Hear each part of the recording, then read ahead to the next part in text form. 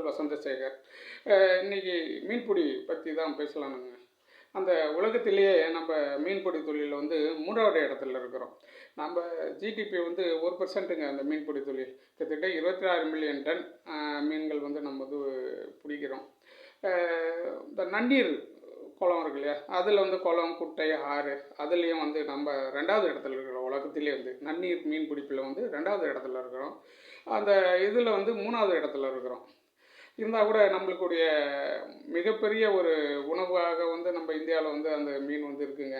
நம்ம ஆந்திரா தாங்க முதல் இடத்துல இருக்குது. இந்த மீன்பிடி தொழிலில் வந்து ஆந்திரா தான் முதல் இடத்துல இருக்குது. 2வது வந்து மேற்கு வங்கம் இருக்குது. இது எல்லாமே நம்ம தமிழ்நாடு கடல் தான் இருக்குது. இருந்தால் கூட அதில் வந்து ஆந்திரா தான் முதல் இடமும், 2வது இடத்துல வந்து மேற்கு வங்கம், 3வது இடத்துல குஜராத் இருக்குங்க. மிகச்சிறந்து விளங்குறாங்க அந்த 3 மாநிலமும் நம்ம இந்தியாவில். நல்லா மீன் உற்பத்தி வந்து நல்லா பண்ணுறாங்கங்க.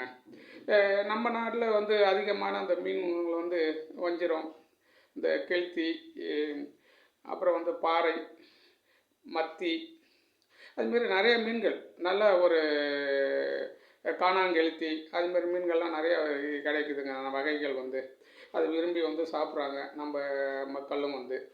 வெளிநாட்டுக்கும் ஏற்றுமதியெல்லாம் பண்ணுறாங்க அந்த மீனை வந்து. வஞ்சிரம் வந்து சொல்லவே வேண்டாம், உங்களுக்கு எப்போவுமே நம்பர் 1 மீனாக இருக்கும். அதிக விலையாக வேறு இருக்குங்க.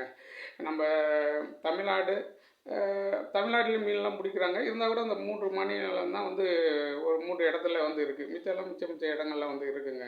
நன்றி, வணக்கம்.